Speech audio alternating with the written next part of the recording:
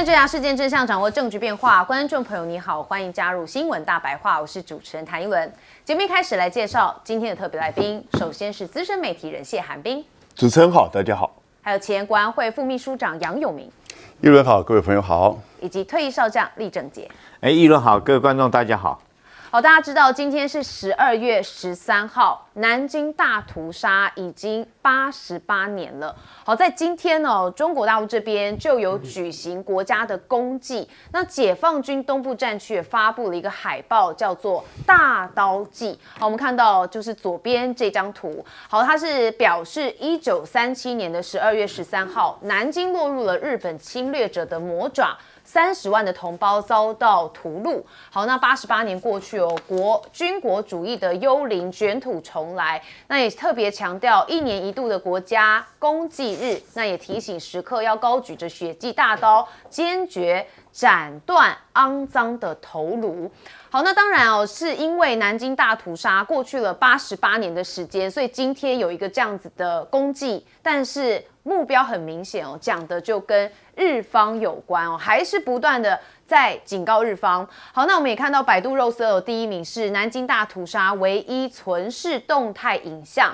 好，那我们也带大家来看一下，因为画面中哦，日军水陆并进的扫荡，然后在塔顶跟城头挥舞的旗帜庆功哦，那城乡各处是炮火弥漫，这揭露着南京大屠杀前这日军暴行的影像被修复，那苏州沦陷的动态证据公开。那这段影像哦是由民间历史影像的研究修复的，那借助了 AI 的技术，对影片这个进行了修复跟上色，那最终形成了目前唯一完整的苏州沦陷动态的影像。好，那当然在微博热搜上面的第2名也是我才8岁被日军刺的血。好，那他是当时哦仅存下来的24人之一，他是96岁的夏淑琴奶奶。好，他在册的幸存者之一，1937年哦，他家7口惨遭日军杀害。当时8岁的他被刺中了3刀，至今仍然留下伤疤。我是希望下一代的青年要和平，要永远的和平。好，这对他来说是永远的伤痛。那大家在过去的历史课本也曾经看过相关的图片，确实当时哦是非常的残忍。好，那我们看到了国家公祭在今天举行，中方敦促日本要反省历史。好，中国大陆外交部发言人特别强调，日本的军国主义是全世界人民的公敌，也敦促日方深刻的反省历史。南京大屠杀是日本军国主义犯下的残暴罪行，30万的中国人惨遭屠杀，成为人类历史上最黑暗的一面。好，不过日本的教科书似乎对南京大屠杀事情是没有多做解释。那日本集会民众哦，他们有一个叫做日本市民组织延续南京记忆会，也举行了集会。但是他们说，日本的教科书是要对南京大屠杀接下来的这个内容要轻描淡写。那座谈者与会人哦，他就说南京大屠杀在日本差不多已经被遗忘了，教科书甚至只是轻描淡写写着南京事件。那现在竟然是有人认为这是中国的造谣。好，我们前一天也特别讲到了，有一位前自卫队的军官也特别讲说，珍珠港事件是美国的错。好，所以现在日本人的这个历史的史观哦，似乎跟全世界其他人都不太一样。好，那我们看到基金会创始人哦，他有特别讲说，日本的社会直面历史，真正走向和平的未来。好，但问题就在现在哦，中日的情况其实是比较紧张。那正好又是南京大屠杀88年过去了，那当然日方哦现在对于这个中方的反应哦到底是如何？我们看到我们都在讲高市早苗在国内的这个支持度很高，但是其实有蛮多的民众是不再信任高市早苗，主要原因就是因为他们看到日本的求职网站最近出现了要求制作日本称赞系或是中国批判性的影片，那里头就是要虚构中国人制造麻烦或是缺乏道德等内容。那酬劳是1500到7000元，这个日元不等。那有人就说，这种做法就是要舆论引导和印象来操作。如果金钱能够扭曲舆论，民主国家必定就会崩塌。如果这个税金被用于秘密开支或是政党补助，那就是不可原谅。所以现在有很多的日本民众是有在质疑高市早苗的内阁是不是有在做一些不同的手段因为日本民众发现说这个高市早苗在竞选期间的宣传费用是有一些疑虑的。那他所属的自民党竞选首相期间花费了超过8000万日元用于宣传，那其中网络的相关费用就高达了3300万的日元。那随着高市越来越多的事件被揭露，有部分的民众蛮担忧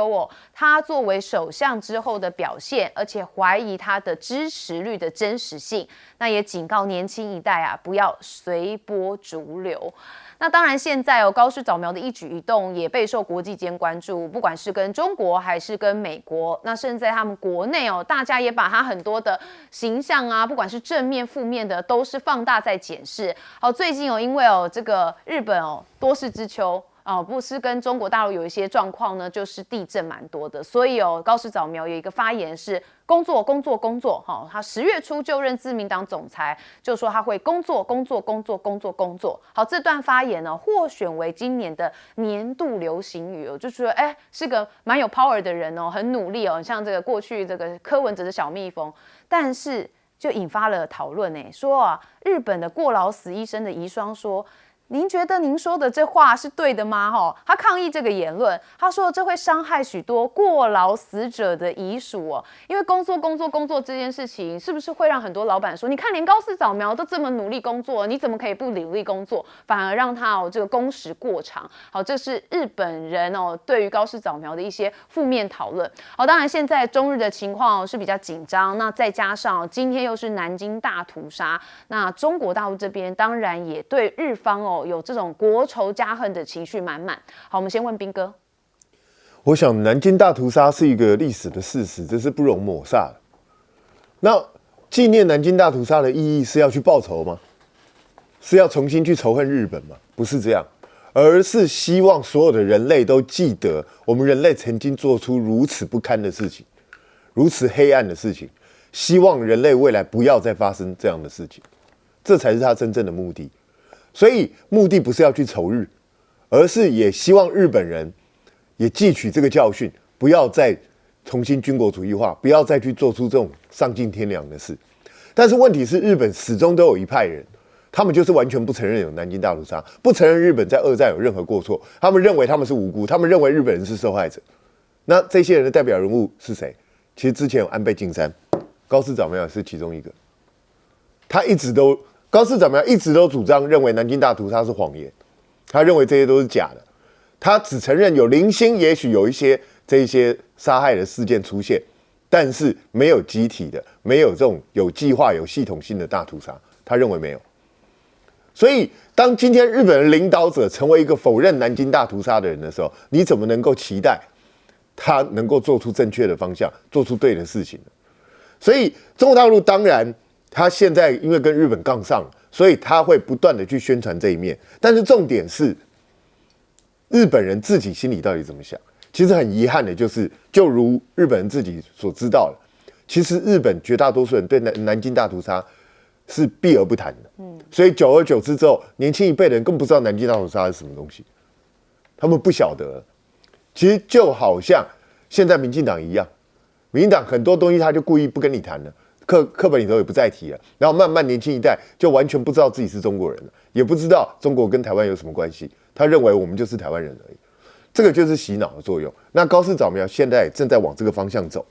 那可是呢，我觉得我都怀疑高市早苗是不是最近私底下有跟民进党有什么交流，居然已经去做日本称赞戏跟中国批判戏这种网军，这是民进党最会了。民进党过去这10年来，在台湾就一直这样干了。每一次有话题就进行这种网络操作，进行认知作战，就是这样。所以现在日本也跟民进党学了，是怎样？民进党有派顾问去日本，是吧？我不知道为什么要去做这种东西。那老实讲啊，日本这个社会有个特色，杨永明老师最清楚，日本社会是很冷漠的，你知道？所以你做这种东西真的会有用吗？我不晓得会不会有用，但是你会想到要这样做，就表示恐怕。自民党现在也是一个非常注重宣传、非常注重想要去散播人心、洗脑的一个政党。那可是这样做，就算你真的激起了日本人普遍厌恶中国、普遍想要跟中国对抗的心态，那又如何呢？那又如何能够改变日本的现状吗？我觉得高市如果持续往这个方向下去，到最后他免不了真的要跟中国大陆这个火车对撞。那火车对撞的结果是什么？对日本真的是好事吗？所以我觉得日本人自己要去想想清楚，这样的发展真的是日本人要的吗？那至于高市当初那个工作，我就觉得这个人够了，因为当他自己就是个工作狂的时候，他绝对不会体恤他下属的辛劳。我是非常厌恶这种老板。好，教授怎么看？我们大家还记得，就是刚发生在我们眼前的加沙大屠杀吗？以色列对加沙的巴勒斯坦人造成了将近7万人的死亡，中间有一半是儿童，连联合国说都是大屠杀，但是美国跟以色列把它当作战争的胜利的代价。现在整个2次大战，南京大屠杀，中国大陆大概3000万人的伤亡，而在南京至少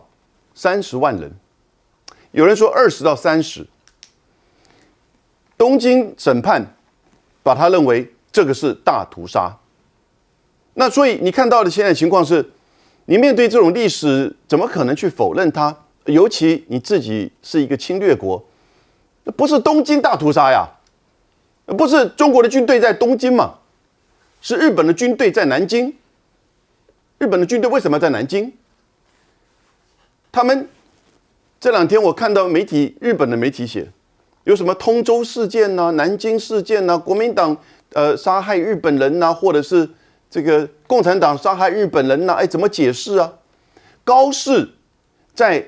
1933年当选众议员之后，90年代他曾经在一个会议当中提出质疑，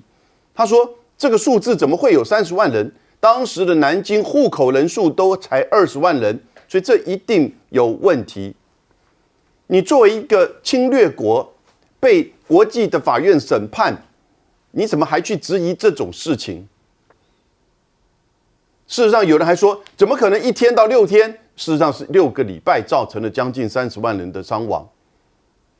有人还说，如果我们1天到6天能做到那场战争，我们可能就不会输吧？讲的什么话？日本是这样子哈，他其实很尊重权威，不喜欢大声的喧哗，所以如果在上位者政治人物普遍的倾向于某一种态度，他不太会去挑战他。虽然他有他自己的观点哈，但是他觉得政治跟他无关。但很多人呢会去附和。现在高市代表的就是一个保守右翼的政府，整个日本向右转，再加上这个台湾有事以及雷达照射事件，整个媒体刚开始台湾有事还有一些不同的声音，雷达照射根本已经没有任何的这种批判。现在日本整个向右转，但是呢，目前的中日关系不一样了，中国的国际地位不一样了，日本自己将来会面临到更严重的冲击。我希望日本能够深刻的面临在这个事件当中去反省历史，了解他们真正所希望的和平主义是什么。好，和平很重要哦，这借鉴历史哦，要有反思的概念是更重要。将军，今天是这个12月13号，也就是南京大屠杀在88年前展开了6个礼拜的南京大屠杀。那依据我们我们军人的理解那是因为日本当初扬言要3月亡华，但是因为在上海保卫战中国非常英勇的，光在上海就抵抗了3个月，所以日本觉得老脸无光所以他上海沿着长江继续西进，到了南京之后，那南京那边遇到很坚强的抵抗，等到南京部队战败之后，他进了城之后就开始展开报复性的屠杀，整整屠杀了6个月。但是这场屠杀造成无辜的民众30万人的死亡。我必须要讲，日本确实是一个很变态的民族他不管方方面面，尤其是在对人类，对自己同样都是人类，可以对手无寸铁的老弱妇孺，可以展开这么血腥的屠杀，而且屠杀6个月。我想说，历史是不容这个扭曲的，也不容说不承认的这个你当初很多刽子手，譬如说他们有2个军官、2个士官拿着武士刀，上面写着千人斩哈，这个比赛看谁杀的人多，然后也有很多的相片流出来，都代表你对一些老弱妇孺、手无寸铁的民众实施这屠杀。但是我们看到，同样曾经在2次世界大战犯下人类这个屠杀罪的这个德国纳粹来讲，德国就很诚恳的面对历史，然后诚恳的道歉，甚至于到现在为止，你在德国不可以轻易的提纳粹，因为他们觉得那是他们犯下很严重的人类的罪，犯下很严重的错误。可是反观日本到现在，不但不认错，而且是试图去扭曲这段历史。我觉得，如果你认错的话，我想以中国的这种这王道的精神来讲的话，那也希望说是大家都是搬不走的邻居，以后才可以好好和平的相处。但是你不但不认错，而且继续鼓吹这种军国主义，不管是中国、韩国或俄罗斯周边的邻居国家，对你来讲势必会提出警戒，而且会担心。我想对日本这种国家，它是一种这个只怕强权，那不会对于这个不会感恩怀德的。他当初美军对他们实施南京大轰炸，然后烧死了数十万人甚至于丢了2个原子弹。但日本事后是对这种实施对南京大轰炸的李梅将军，美军的李梅将军颁给他皇家勋章，然后对于大轰炸丢原子弹的这些飞行员，也事实上把他们当英雄来看待。所以我觉得中国应该比照这种方式将来如果说你日本再继续如此的话，我觉得中国为了要求永久的和平，为了要求东北亚地区永久的和平，一定要显出霹雳手段。我们有句话，不显霹雳手段，难显菩萨心肠。如果不对日本使出霹雳手段，那永远来讲的话，在东北亚没办法对这个日本人实施教训来讲的话，他永远不会感到痛，他永远会去扭曲事实。所以我认为说是，如果这次高市早苗再迟迟不肯道歉，万一真的擦枪走火来讲的话，我觉得中国应该要使出霹雳手段那第一个，我建议中国来讲，在钓鱼台那边的话，该占领就占领，不要客气，不要在那边扭扭捏捏的。你看这个，包括到俄罗斯，对不对？北方四岛，它该占领就占领。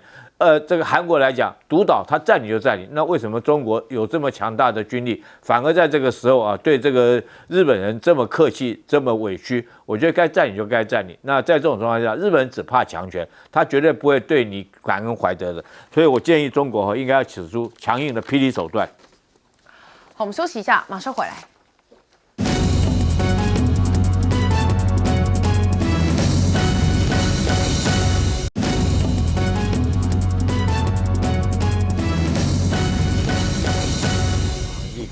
好，观众朋友，我们要持续带大家来关心现在中国跟俄罗斯他们也有在抗议一件事情，好，就是他们也发现有人在盯他们巡航。那俄罗斯这边就直接曝光了是日方的 F-15抵近跟拍的画面。好，您可以看到，这就是俄罗斯国防部发布的中俄联合空中战略巡航的现场画面。俄方的影片有清楚拍到日本的航空自卫队 F-15抵近跟拍。好，这大家就想到了之前这个雷射照明事件看起来日方现在非常勇猛已经不是自卫队了，是挑衅队要去挑衅吗？好，那当我们看到了这个雷达照射事件现在日本的防卫大臣小泉进次郎也跟美国的防长赫格塞斯有通电话，那就谈到了中国军机雷达对日本战机的照射事件。那现在中方还是很不满，他们认为日方就是在自说自话、自相矛盾、自我诡辩，所以希望日本的盟友要认清日方的图谋，不要被日方带了节奏。好，那现在牛弹琴这边则是发布了一篇文说对日本看起来美国越来越不耐烦了。怎么说他说高市搞得天怒人怨，所以现在中国很愤怒，韩国也很愤怒，俄罗斯也非常愤怒。那即便美国也是越来越感到不耐烦。那照着高市的说法，他现在急着见川普，想说服他，想让美国站在日本这边。那高市一直都没见到川普，那甚至都没能打成电话，这是最合理的推测。这不是川普很忙，是川普各种的婉拒。好，所以现在高市政权下的日本呢，我们看到西方媒体是不是终于察觉到不对劲了呢？因为他们就依循法新社的一篇报道啊，说高市早苗的领导之下，现在在日本的主流政治最近出现了右倾转向的意味。这代表着啊，他们的这个就是日右翼的这个团体部分的论调，其实在日本突然之间没这么边缘化了。那从这个高市早苗上台之后，不仅挑起了跟中国大陆的争端，还准备推出更加严格的法规来限制外国人。所以高市早苗跟川普之间到底还有没有对话的可能性呢？我们看到日本跟美国确实也有在秀肌肉，也就是在美日战机联合巡航的时候之后，两国的防长不通了电话吗？那日本的海上自卫队也在这一天公布说，我们的这个海自护卫舰秋月号跟美国海军核动力的航舰乔治华盛顿号，还有神盾驱逐舰杜威号，在8号到11号关东的南方太平洋的海域要进行联合的演训。那就被认为这个举动是在针对最近在太平洋活动日趋活跃的中国，所以展现我们日本跟美国还是有一个非常好的协调跟合作。好，但是网络上现在也曝光了影片和这个截图，就说日本福冈县的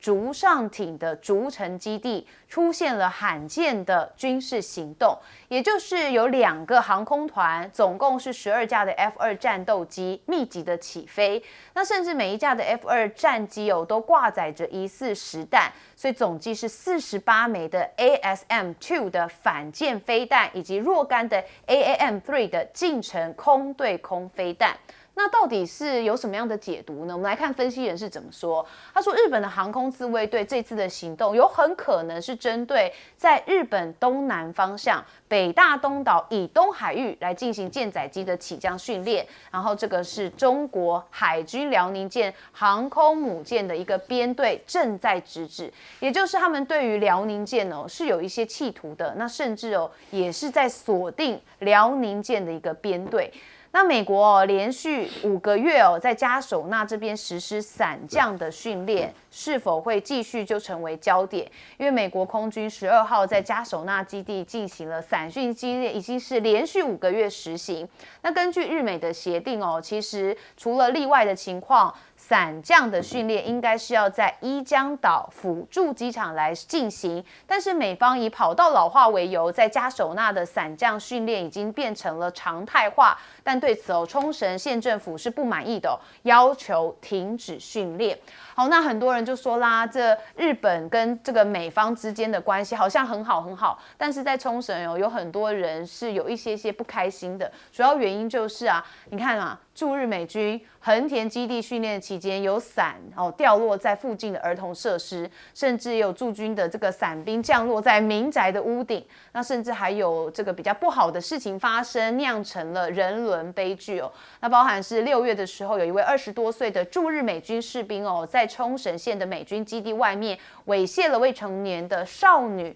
但是那霸地方的检察厅是对涉案的美军士兵采取不起诉处分。好，那中国大陆的解放军现在也有一些这个进展嘛，当然他们的隐形卫星太空在玩捉迷藏。这美国的太空作战副司令发现说，这几年我们讨论到地球同步轨道上面发生的摸捉老鼠的游戏中国、俄罗斯跟美国的卫星是互相的追踪。那过去1年来我们看到的更像是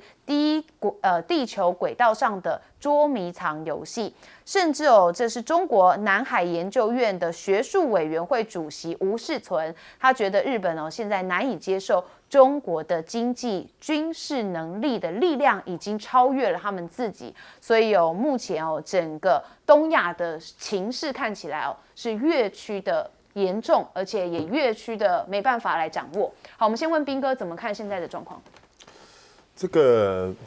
所谓的军机雷达照射事件，现在你也可以看到小田进次郎他的说法变了好几次之后，终于开始往后说了，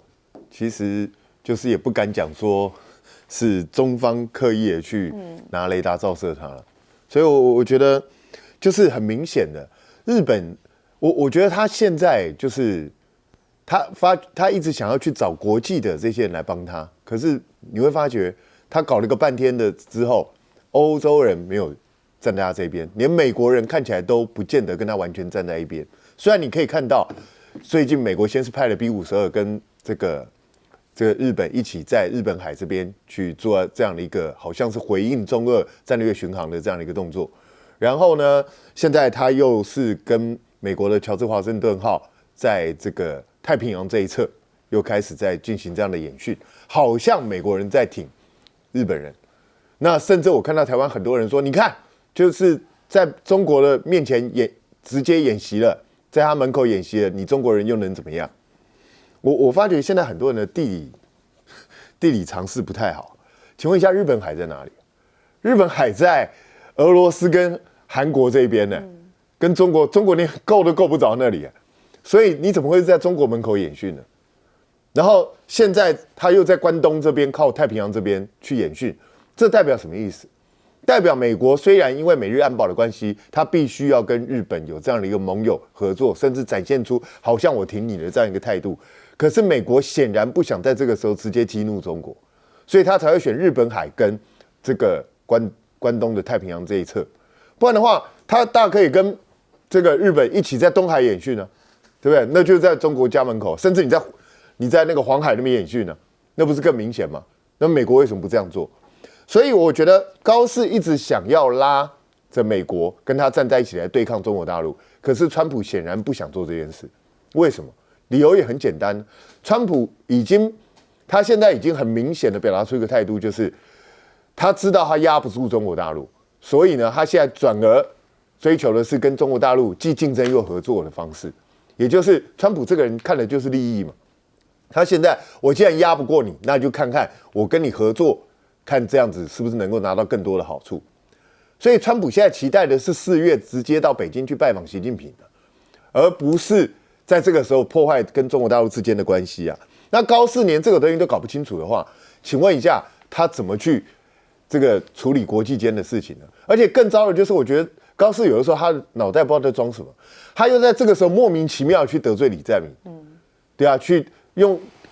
把主导这个事情又把它挑出来讲，我真的觉得很无聊。即使是国会议员问你，你也可以打个马虎眼过去嘛。那你这个时候突然之间把它搞出来，请问你让自己四面树敌，到底在想什么？我有时候真的搞不懂高市的战略头脑。对，他确实在整个周遭都一直，还有北方四岛，他也是特别有挑出来讲，大家就觉得干嘛要搞到这么多的纷争？将军怎么看？日本这 F2 的战机带了所谓48枚反舰飞弹，它如果说真的对辽宁舰这个来做攻击来讲的话，我认为就是送礼来送人头的。为什么我这样讲呢？这个数据会说话日本你军事来讲，你毕竟是被阉割过的嘛。虽然说你最近一直想要重振雄风可是，在还没有这个恢复军国主义的这种军工产能之前你还是这个射程上面你都还是短板，因为当初只准你有自卫型的这种武器，而不准你有攻势的武器。我们讲 F2 战机它的这个作战半径800公里那如果挂上它的这个对舰导弹，它的这款对舰导弹ASM-2 反舰导弹来讲，射程是170公里，加起来也不过970公里那辽宁舰上面的舰载机叫歼15，这款战机的作战半径就1250公里，整整比你多了250公里以上。就是你的飞机的作战半径加上你的射程，也不过最多不会超过1000公里。那这个歼15的战机来讲的话，就达到1250公里，等于说整整比你对你多250公里。那对你来讲，可以说是这个你还没有能力看到辽宁舰之前，你已经被击落了。第二个来讲的话，你携带空导弹它这个空导弹叫 AAM-3 的这款空导弹，你知道它射程多远吗？10公里10公里。那我们看到这个不要说是歼15，如果说我们以这个印度跟巴基斯坦战争里面，我们看到歼10C的战机来讲，它携带的，它实实在在打给你看过，也经过实战的那种 PD-15导弹的射程是将近快200公里在180公里将阵风战机击落。那试问一下，你现在来讲，你10公里的导弹，你能够做什么用？它170公里之外就将你击落了。所以我觉得，如果说是 F2战机真的是在这边做这种动作，真的敢对辽宁舰有所进犯来讲的话，那纯粹就是来送人头的那完全是没有什么这个毫无疑问的。第二个，我们讲说加手纳这个伞训，我跟你讲，伞兵部队。军队来讲，有一些叫做攻势部队，有一些叫做守势部队。什么叫攻势部队？像陆战队、伞兵部队叫攻势部队。那美军在那边做伞训做什么？我觉得他不会是在加手那要防守，他不会在那边跳伞。我认为美军就是为了因应台湾有事，准备空降到台湾来支援台湾作战的，所以他会在那边做这个空降的伞训训练。那但是这方面我觉得也很难了，因为你要突破解放军的海空的防御不是这么容易的。好，我们接下来问教授。我现在认为高市上来之后，从台湾有事到小泉进次郎清晨2点钟开会，这个雷达照射到整个目前为止，日本不只是政府倾向保守化右翼，接下来可能会挑战非核三原则，然后呢也会更加的中日关系也会更加的紧绷。有3个层面，我觉得现在可能的发展。第一个，也就是我们现在确认了，日本会介入到第一岛链代理战争的态度，他会成为最大代理人，但他背靠的美日安保，可是美国的政策现在是矛盾模糊的，支持第一岛链的自卫，但是不愿意跟中国大陆开战。第二个，我觉得这整个事件其实也提高了中国大陆对于解决台湾问题的决心了。一个过去的侵略国，南京大屠杀，到现在还否认质疑，而针对曾经殖民过的地方，还可能会军事的介入。对于警告完全不撤回，以及甚至把这个雷达照射变成是好像中国的军事威胁。所以中国最后关键是钓鱼岛根本其实是小问题，台湾问题，我觉得北京现在要解决台湾问题的决心更加的坚定了。这是高市从台湾有事到雷达照射所造成的效果。第3点，我必须要讲各位你觉得如何？我觉得在台湾很多人，尤其台独支持者，可能真的感受到日本会介入的这个态度跟认知了。也就是他们可能在未来在两岸关系上面，尤其在接下来的选举当中，花这么多钱去买军费，那到底美国、日本会不会来援？其实这已经不是重点，而是感受到美国跟日本，尤其是高市对台湾的支持，他们觉得在未来两岸关系继续的脱钩断裂，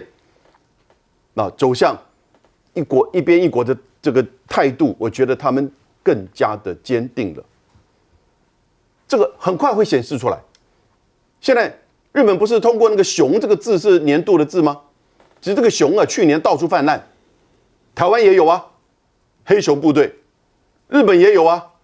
北海道的熊，日本的黑熊，整个开始右倾化。这个整个第一岛链，整个台湾台海的区域，我觉得接下来请大家一定要密切的观察，不一定会这么的平稳了。好，之前就有人说，中日之间的这个交杂的情绪这样子升起危机之后，大概可能要2年以上的时间才有可能和缓。好，所以大家还是要皮绷紧一点，休息一下，马上回来。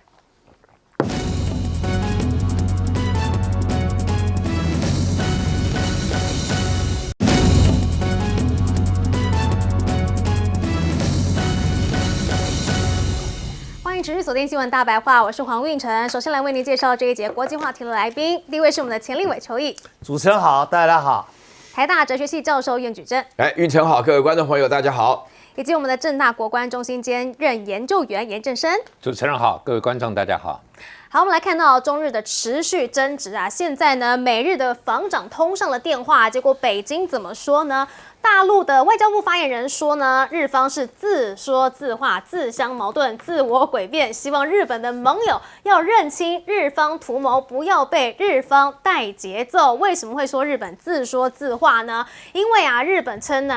美日防长呢一致都认为中国大陆的雷达事件无助于地区和平，但是美国的声明呢是并未对此提及的，所以大陆才会说日方是在自说自话。而现在呢，日本是不是有一个阿 Q 胜利法呢？因为啊，朝日新闻的记者啊就报道了，说呢，有一位这个参谋部的高级官员说啊，第二次雷达照射持续了30分钟，说啊，这一位被照射的自卫队队员在这个雷达照射下坚持了30分钟，他的精神状态实在是令人难以相信。当然啦，被雷达照射肯定是吓坏了嘛。但是呢，现在日本呢也要开始来进行反制了哈。我们来看到呢，日本的 F2 战机是罕见的大规模升空，这是在9号的时候，日本的2个航空团共12架 F2 战斗机是密集的起飞，每架 F2 战机呢都挂载了疑似是实弹，共计有48枚的 ASM-2 的反舰飞弹，以及若干的 AAM-3。近程空对空飞弹，好，这规模之大是在近年少见的，显示日本意图要以辽宁号为目标进行模拟反航空母舰的一个攻击。而另外在九州的部分也来看到了哈，日本自卫队呢也是集结了大量的2栖作战部队，包括呢把语音转向的旋翼运输机呢，都在九州来进行一个常态化的部署，代表呢夺岛作战的2个主要方向是针对了朝鲜半岛以及台海的方向，而呢他们也利用这个九州的地理位置啊，可以针对对马海峡方向啊，针对半岛的方向去快速的投送夺岛作战部队，而投送的呢，应该就是发动闪电战的一个先头部队。不过呢，中俄现在也联手了，要对日本来进行警告吗？我们来看到这一段画面哦，这个是俄国国防部呢发布的一个画面，说呢，这个在利用这个中俄联合空中战略巡航现场画面呢。俄方的影片清晰的拍到了这一架是日本航空自卫队 F-15抵近跟拍的画面，所以呢，日本的军机呢也是非常的近，在不断的来紧盯着中俄的联手这个巡航。另外，我们来看到呢，中俄15个军机啊是联合的绕飞日本来挑衅哈。那自卫队的干部就说呢，他们的路径是瞄准了东京都心呢哈，由中国轰6K 战略轰炸机2架领衔，而俄方呢，则是派出了图95战略轰炸机2架来配合行动，另外还有很多的护卫战机来随行。好，这一批具备核武攻击能力的联合编队，在进入太平洋之后呢，方向呢突然转向东北方啊，沿至日本列岛外海一路北上至4国外海才折返，这对日本呢是呈现一个包围之姿啊，就是瞄准了东京都心吗？好，不过呢，现在这个中俄2国联手啊，周边的国家似乎也被波及了。我们来看到韩媒也报道了说啊，如果台湾有事的话，不止日本会有事，韩国也会陷入两难。美国要求韩国配合美韩同盟的现代化，使得台湾发生紧急状况的可能性增加。南韩也因此面临了两难，需要在军事介入范围以及避免北韩误判的风险之间来进行平衡考量。好，除了韩国之外呢，菲律宾也是。好，近日呢有海空的侵略了黄岩岛，还有仙宾岛，解放军以及陆海警局都分别的予以驱离。那么菲律宾对于黄岩岛呢，是以这个小型飞机来侵入领空，而对呢仙宾礁则是以这个渔船捕鱼为名义去接近的。那解放军的南部战区就组织了海空兵力啊，依法来这个追踪监视，强力警告。好，现在看起来啊，日本有事已经不只是台湾有事了，韩国有事，菲律宾有事，甚至美国也要有事了吗？我们来请教邱毅委员。日本在这一次的中日冲突里面，高市的支持率啊，已经开始下跌了。从最高的82%跌到了最近 NHK 所做的64%。虽然64%还是高点，但是自民党的支持率已经跌到只剩30%。这对于整个高市政权来说是一个很大的压力跟威胁。而且12月17号，作为执政联盟里面的一部分，也就是维新会所对高市提出来的最后通牒，也就是要在众议院里面要砍掉50名的众议员。高市这个事情摆不平的，而维新会已经呛声，说如果到17号高市无法做决定，无法给个具体的承诺，那维新会就会退出执政联盟。这对高市来说，无疑是另外一颗原子弹炸在东京。所以高市现在面对的叫焦头烂额。除了他以外，小泉因为一再的说谎，一再的被打脸，一再的表演，而表演的演技又非常的拙劣，很容易被拆穿了。所以小泉跟高市这一对烂姐烂弟，可以说啊，现在心里是15个吊桶，7上8下。所以小泉才会努力的想打电话给美国战争部的赫格塞斯啊，因为他想向赫格塞斯求援。你跟日本人做政治上的讲话，说实话非常的危险，因为他都会自我诠释，然后把你讲的话经过他的架构做扭曲以后，然后对外宣布。这一次他也是把赫格塞斯跟他之间的电话通话内容，然后主动的，他不是透过这个日本的防卫省哦，他是由自己贴文哦，这是非常奇怪的行为。照讲，他有2个管道可以运作，一个是透过防卫省，另外一个透过自卫队，他都可以发文。可是他不是，他是自己在凌晨大概斩彻难眠，睡不着觉，然后自己发贴。你有这样的防卫大臣吗？跟川普有点像，半夜睡不着来发文。川普的喜欢发文是一个习惯，小泉呢平常也喜欢发文，但是在凌晨发文，然后发的文又跟赫格塞斯讲的牛头不对马嘴，所以你看后来赫格塞斯这边透过战争部的回应，没有提到所谓的中日之间这个战机雷达照射的问题啊，没有谈这个事件啊，甚至连中日之间的冲突都没有谈啊，他只谈说，你日本要增加军费，要多跟美国采购武器，要增强你的防卫能力，就这样而已啊。所以代表赫格塞斯根本觉得你这个小泉好烦哦，硬要把美国拖下水，所以从这里就看出了赫格塞斯对小泉已经不赖了。好，那接着另外一个角色出来了，就是高市。高市更惨啊！川普去访问日本的时候，留给他一个热线电话，高市自以为他还是20-30岁年轻貌美时候的高市，他就以为这个热线电话是打得通的，结果现在热线电话没有人接，也打不通，弄到高市只好在日本的国会里面公开呼唤川普来救他，然后讲到什么程度？他说只要川普愿意见他，不管在哪里，华盛顿也可以，在美国任何一个地方都可以啊。川普如果要去度假，到度假地方也可以。川普到哪个国家访问，他到那个国家千里，我不说千里怎么样了哈，总是要见到川普。日本大和民族什么时候这么窝囊过啊？现在现在没有这么窝囊过的，因为日本人的这个大和民族很爱面子，虽然爱说谎，爱做纸老虎，但是多少有点尊严啊，武士道的尊严啊。你的高市就丢日本人的脸嘛。好，那问题川普理不理他？川普不理他，川普不理他很严重，你知道为什么？川普这个人非常喜欢讲话，非常喜欢发贴文，可是川普面对11月7号高市以来讲了那个失言以来，也是错误的言论以来，川普没有发过贴，也没有讲过话，而这一次高市公开呼吁我的 baby， 我的宝贝川普来救我，川普也没有理他。只有白宫的发言人出来讲的话，真的让高市伤心。他讲的话是美国跟日本是盟友，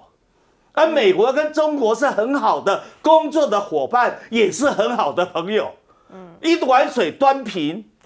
在美国的眼中，在川普眼中，中日是平等的。而且说实话，他的言下之意，他比较偏袒中国大陆。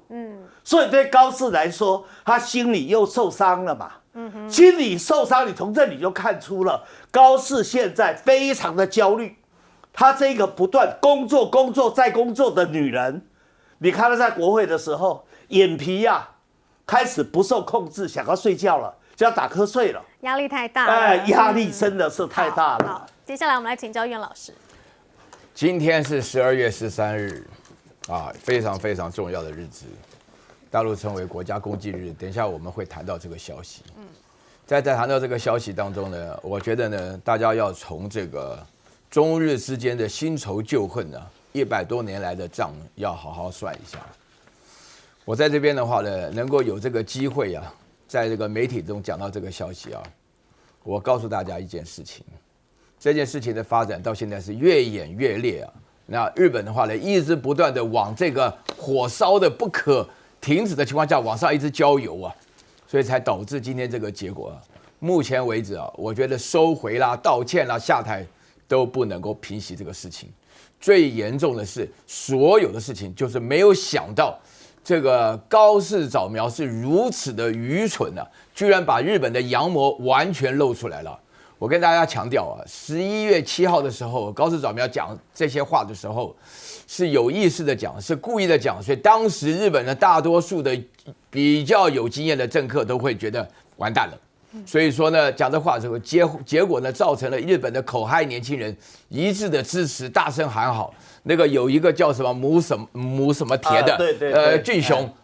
然后呢还发狠，田母神俊雄，不管是什么俊雄，那个名字很奇怪了不管如何了就是首先我分3个部分来讲了。第一个的话呢，高市早苗的希望全部压在美国了所以说呢，这个话是讲给美国听的。美国第一个的反应的话呢，就是拖了好几天。大家要知道我们今天讲今天已经几号了，1个多月以后，这个是6号照射的就是火控雷达到底是照射还是锁定还是扫描，大家就是军事专家不能解释，但是至少的话呢，你不能够解释说你的胸口被人家点了一个红点，说30分钟，所以夸奖这个人很伟大，应该要感谢不杀之恩那个歼15T 的飞行员他不杀你2次机会，一次3分钟，一次31分钟所以说呢，美国现在知道迟迟不做表态，那今天都到了10几号了，13号了，对不对将近5、6天以后的话呢，通了个电话，里面没有谈到任何事情，然后呢，小泉进次郎自己做了解释，所以大陆这件很少有的，郭家坤直接讲你自说自话，这个大陆的外交官很少讲话这么直接的，表示极度的愤怒，尤其是在今天这种国家公祭日。第二点请大家要了解。大陆之间的话呢，这个事情已经没有办法大事化小，小事化无了。因为日本人，你刚刚讲了大和民族到现在既没有尊严，又没有胆量，而且没有智慧的情况下，非收拾他不可。不把握这个机会，以后绝对没有办法。一收拾完以后，全部站起来，台湾再也没有什么，大家都变成统派了，再也没有独派了。为什么？你如果这个表演下去的话呢，我可以大胆的预言这个一定是大家可以看得出来，这几架飞机从这个东海飞到这个台海，飞到南海这边，情况都有非常多的这种密集的巡航。联合利剑的话呢，可能会推展到日本的本岛。至少这一次的话呢，这个辽宁号穿过了宫古海峡以后，自然向北，大家在地图上稍微了解一下，这个是少有的。到了第一岛链之东开始的话呢，就是要进行这种包围的这种态势。然后第3个，对于美国来讲的话呢，大家不要忘了，前阵子的话，前几天应该大概就是不到1个礼拜前。是中国跟俄罗斯一起巡航，俄罗斯2架这个图95的战略轰炸机，然后大陆2架轰6K，再加上大概就是5架或6架的这个歼11，还有6架的歼16就炸弹卡车就叫歼16的绰号。如此大的阵仗，基本上就是围绕着日本的一圈。那对日本人来讲的话呢，非常恐惧为什么？首先第一个，这个俄罗斯带头表现的比任何人都积极我有的时候觉得说俄罗斯的部队跟解放军好像是师出一样对不对？然后第2个部分的话呢，美国总统现在念兹在兹的想的就是明年4月份要访华，你千万不要坏了我的好事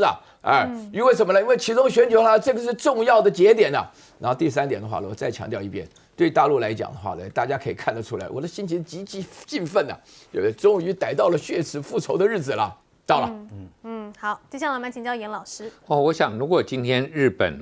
过去我们看到在冷战初期日本、南韩、台湾我们都是所谓围堵中共产主义扩张的这个很重要的一部分嘛，就是这个在美国对美国来讲第一岛链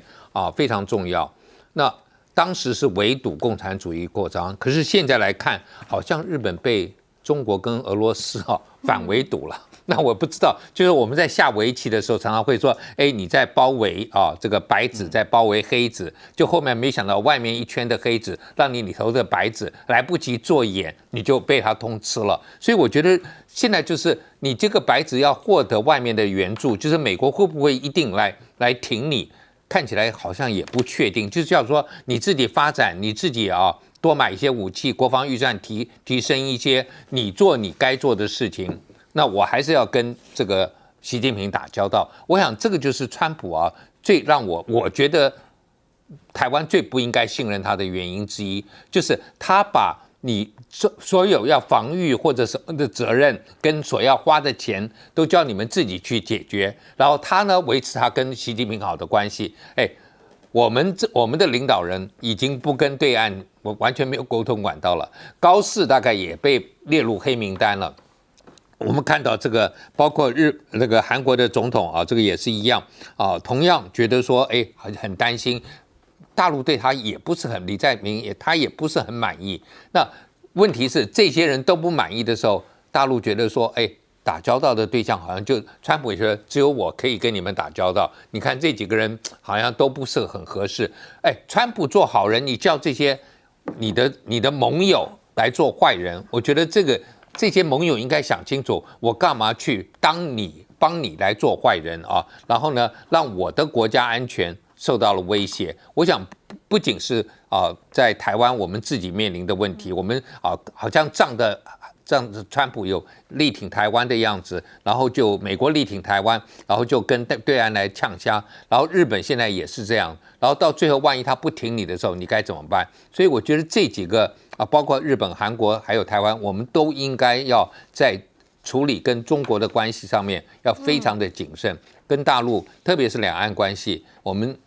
不要跟着，就是你看刚开始的时候，我们还很兴奋的跟着高市早苗热了一阵子。我不知道你们主持人有没有吃寿司这就是没有有吃寿司，不过跟高早没关系，没有关系。OK， 赖劲的去吃寿司，后来发现后续就好像发展不下去了。所以台湾现在也安静下来了，就觉得说好像我们不应该再去插手这个事了。好，刚刚说到了，今天是一个非常重要的日子，今天呢是南京大屠杀的88周年而且现在遇到了这个中日关系紧张，今天的日子就备受关注了。我们来看到这个解放军东部战区就宣称了，说呢，1937年12月13日南京落入了日本侵略者的魔爪，30万的同胞惨遭了屠杀。那88年过去了，英灵的血尚未凝固，军国主义却如幽灵卷土重来。而现在呢，这个中国大陆的外交部呢也说绝对不允许日本的军国主义复辟，而且央视呢还发出了2张图，说那个时候呢有30万的同胞呢都罹难了，而现在呢只剩下24个人还活着，而他们呢都还在等待一个道歉。让我们来看到第一位赴日控诉日本暴行的幸存者呢，96岁的南京大屠杀幸存者也说他等不及了，来听一下他怎么说。都在这个肚子里的，我跟日本人看到，我害怕日本人忍一下，喝的不敢进去，不敢动。我们杀死我这么多人，他就是不敢承认。我8岁也等了88岁了，我等不及了，为什么还不敢忍？为什么？好，他说他听到这个日本的皮鞋声就非常的害怕啦。而现在呢，这个日本的初中课本呢，竟然是完全没有提到当初日本的暴君行为好，我们来看到呢，这是日本的中学生的历史老师说的，说呢，日本的学校呢，以所谓的历史观点未定论为由，让老师们尽量不教2战以后的历史，在战场上究竟发生了什么事，在日本真的是不能问的，大家都要保持沉默。好，日本的国中历史教科书里面日军的暴行照片是1张都没有。而不认历史的这个行为呢，首相高市早苗就曾经做过了。他曾经公开否认南京大屠杀和强征慰安妇等历史事实，还公然声称918事变后日本的侵略行为是一个自卫战争。但是高市这么说，前首相呢却是向中国人民来致歉。好，这是前首相鸠山由纪夫他说呢，应该要让日本民众了解80多年前在中国犯下了罪行，并要向曾经受苦难的中国人民表达歉意。我认为日本必须要有勇气去面对过去。而前首相石破茂也说呢，日本呢是有先天的缺陷的，绝对是无法超过中国的。因为呢，在粮食问题还有稀土问题上呢，日本都离不开中国。大概1995年，日本 GDP 是中国的7倍，但是再过2到3年日本的 GDP 将会是中国的1/5，发展差距一下子就变成了35倍了耶。而被问到底民调有多少人支持高市呢？有55%的日本人。但是石破茂也说他们根本不懂，能够行使集体自卫权，那就意味着要打仗了。存立危急事态就是这个意思。但是又有多少的国民能够真正了解呢？真的要打仗了，这件事情好像也是在说台湾吗？好，另外我们来看到高市呢现在也被发现了，说呢日本的这个招聘网站竟然出现了要去称赞日本抹黑中国的工作，引发了轩然大波。好，多位的日本网友就表示这种影片真的是相当丢脸，而且质疑资金来源，好，要求日本要彻查，这是不是高市他豪值了8000万日元来用于宣传竞选呢？好，现在日本人很愤怒嘛，甚至就画了这个图来讽刺高市早苗。这个图他一手拿着这个壶，一手呢拿着钞票，代表呢是一个骗局，卖壶骗局，以及呢拿钱撒钞票。另外，我们来看到这个高市早苗，他对于日本的这个经济政策呢，似乎也为他带来了麻烦。英国的经济学人呢，近期的就发布了分析文章说日本通膨背景之下呢，日元贬值以及债券收益率上升，形成了有害组合。高市早苗大举的支出维持低利率的经济政策已经过时了，带来的麻烦将远远超过带来的价值。所以呢，高市在面对日本的经济难题，是不是在对外面对中国方面呢，是更难低头了呢？我们来请教邱毅委员。12月13号这是一个所有中国人不能忘掉的日子。88年前的今天，也就是1937年的12月13号，日本派遣军的司令官松井石根跟他的师团长谷寿夫，带着日本军队进入了南京城，为了报复南京军民对日本军队的反抗，所以进行了大屠杀屠城的行动。有多少人被杀？这个不是乱讲的，这个是在后来的东京大审判里面要确定谁是战犯所得到的数据，至少30万，包含了手无寸铁的平民，包含了已经放下武器的中国军人，都成为被屠杀的对象。日本人的残忍，日本人的嗜杀，从南京大屠杀就看得出来了。如果让军国主义的幽灵借尸还魂的话，整个亚洲甚至整个世界都会陷入一个不安全、不稳定的一个状态。好，在日军在南京6个多礼拜的屠城的残忍行为里面，有一位日本的陆军少佐，叫做高市立彦。后来他砍中国人民的头的照片，被瑞士的收藏家把它收藏起来，后来公布了。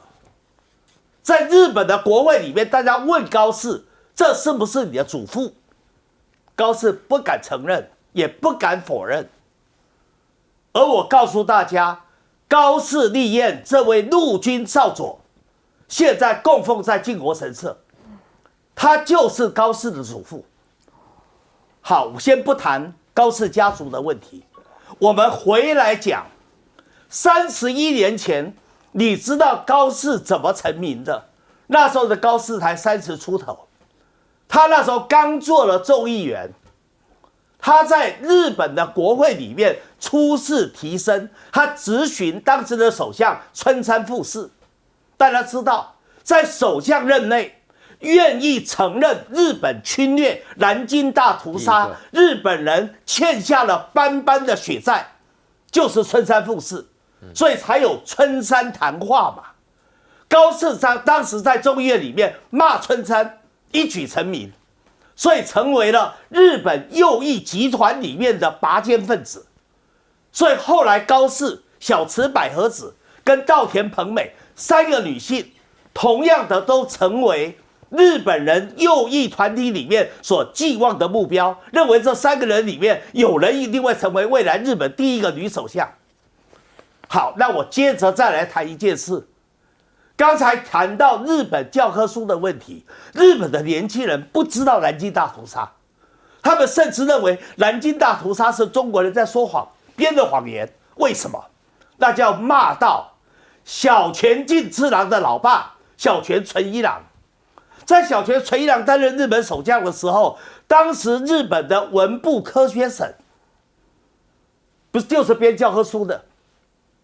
那时候小泉纯一郎说，这是一个未经确定的历史事件，既然未经确定，就不该写在教科书，所以从此在日本教科书里消失掉了。然后到了安倍晋三做首相，那更严重了，不止教科书没有，他甚至还在拍了一些电影、电视剧，还有用各种的方式，像动漫的方式，去扭曲日本的侵略历史。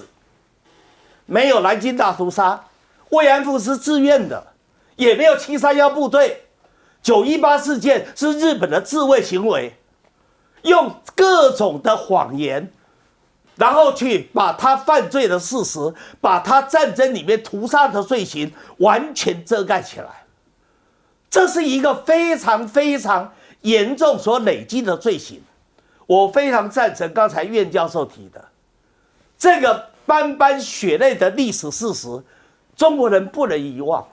现在是日本最脆弱的时候，很多人讲说日本的高市的支持率很高啊，但是你知道日本的经济非常的困难。日本高市现在用的叫做安倍经济学 2.0， 可是安倍的时候是通货紧缩，高市现在叫通货膨胀，它的情境是不一样的。高市现在面对经济的问题，它产生的负面效应一定会有限，它的支持率很快就会呈现坠崖式的下跌。我在这里先做这样的预言，所以整个日本其实大家一定会对高市的信任度一定会快速的下降，这是给日本军国主义者、给日本右翼分子一个重中一击，给他惩罚的最好的机会了。好，刚刚邱毅委员提到了说呢，高市的祖父呢叫做这个高市早生或者是高市立彦。不过呢，之前呢有事实查核中心说高市早苗的祖父叫做高市正亨，不是网传的日军姓名。不过事实是如何呢？我们有待查证啦。好，接下来我们来请教这个苑教授。我现在跟大家讲啊，在整个抗战期间的时候大家现在可以有地图看啊，为什么特别提到南京大屠杀啊？因为大家看这个日期啊，我们谁都知道哈，就是民国26年1937年呢，这个77事变开始啊，就是将下定决心要抗日啊。那日本人当时的口号是3个月要亡华，结果呢，日本的话呢，就是没有办法把这个中华民族整个灭掉啊。所以到了南京之后，因为它是首都，因为的话呢，他打这个仗的话呢，其实拖下来发觉呢，中国人这次团结在一起，人不分老幼啊，地不分南北啊，通通在一起抗战了。那个我的家里啊，就是我爸爸，也就是抗战的人员我是抗战家属啊。我在这边跟大家讲一个非常重要的概念啊，日本人到南京特别在你首都里面大肆屠杀这是我从小学的课本里面学的。说句良心话历史事实的话呢，因为我在读这事情的时候，有很多人就见证到这个悲惨的事情啊。其中有一个最惨的事情啊，我在这边可以强调出来啊，日本什么军国主义我根本不承认。我告诉你，日本什么法西斯？你去看看那个犹太人拍的那个纳粹的电影《辛德勒名单》什么的，哪里有见过纳粹的军官跟士兵强暴犹太女人的？一个都没有。南京大屠杀杀人之外，最可怕的8岁到88岁都不放过，这是我们从小得到的记忆，简直是完全无法容忍啊！我这个课本上写的。另外的话呢，这个日本人在我们山东老家3光政策，就不知道大家听过没有啊？有杀光、烧光、抢光。我跟你讲，为什么我们这么恨日本人呢？因为你两国交战啊，你恨应该仅止于军人呢。军人的话呢，放下武器就停下来了，你投降就算了。但是你杀了老百姓，你烧光老百姓的房子，你抢光老百姓的财产，老百姓就没有任何东西。好，我在这边强调一件事情啊，就是大家呢就会觉得说，哎呀，大陆会不会觉得说替这个高市早苗替军国主义招魂呐？啊，在这种情况之下的话呢，会不会出现了这种这个矫枉过正的现象啊？我告诉大家，你看到鸠山由纪夫是很尊重这个中国的历史啊，也凄惨啊，表达歉意啊。阅兵的时候，我看到鸠山由纪夫来了哈，但是我告诉你，我小的时候最有名的日本人是三岛由纪夫，大家想想看，什么叫三岛由纪夫？我跟你讲，三岛由纪夫照片永远是在那边切腹的。三岛由纪夫就是要恢复军国主义。三岛由纪夫呢，成立一个组织叫盾之会，我们从小都有。三岛由纪夫是诺贝尔文学奖的得主，三岛由纪夫写的书叫《金阁寺》，这个在日本是响当当不得了的人物啊！我跟你讲，我一听到这个王八蛋之后就觉得神经病。他跑到日本国会去包围的时候，日本的国会议员没有个听他的，回来就他在日本的自卫队的那个防卫厅的门口就切腹自杀。他那个借错人的也没有经验，好久没看到切腹，把他头砍下来，砍了3次，再把他头就像个鸡头一样掉到那边，砍了3次再砍下来，这个画面很残忍的，我就不多讲了。但是你要知道啊，三岛由纪夫的精神突然在日本变成了一种。哇，不得了啊！美学的象征啊，就大家突然就觉得说切腹好美啊什么的，美个屁呀美啊！你有没有想过啊？你这是加害于他人啊！你怎么不能杀你自己人呢？对不对啊？你搞到这种情况下，你对峙会的话呢，在日本国会不行啊！你怎么不把他们这些议员都打死呢？你怎么是扯到别人头上来？所以为什么我们要强调军国主义离我们现在面对的情况不遥远？这个我们这个年龄一听到三岛由纪夫。哇塞！一想到大家都知道日本军国主义是真的有章有谱的。好，接下来我们来请教严正声教授。我想第一个，刚才我们前面提到这个俄罗斯跟中国在军事行动上面相互配合呼应啊。那这2天我们也看到俄罗斯把日本731的很多的文件啊，因为俄罗斯先到了东北啊，所以就有很多的文件他在处理。全部现在交给中国，所以我们刚刚前面讲了说，不承认这个事情，对不起啊，太多的现在是逃不掉的啊。我们说上古时代，你很久以前的事情，大家这个文献也没办法证实。可是现在的文献多到一个地步，你去 AI 去搜，我觉得日本小朋友未来也不是白痴了。人家一直指控你南京大屠杀，我说到底有没有啊？我要看看嘛，对不对？一看就有了。他们会说那是 AI 生成，没有，不是 AI 生成的，因为我跟你讲，台湾一样啦，都已经忘掉了。没有这个不太会，因为 AI 生成不敢随便扭曲历史了啊！我这样讲。好，那另外呢，南京大屠杀是不是只有那30万人啊，就是被屠杀了受害者？我觉得不是哦。你看，在整个南京大屠杀过程当中，在金陵女子学院保护这么多的妇女跟幼儿的这个女学生的这位美国的宣教士魏斯特，他自己经过了这么长一段时间，他最后是精神崩溃哦，他救了上万人，可是自己精神崩溃，回到美国最后是自杀死掉的。那同样的写这个南京大屠杀的张纯如艾瑞莎也是一样他把这个史料收集完了之后，写出这本书，真的让大家可以看到这样的一个事实。虽然日本很不爽，可是至少在美国，在中国，大部分的人都知道这样的有这么一个细节，让用英文的方式呈现给我。他写完以后，自己也是崩溃，也是自杀死亡的。所以你说受害者，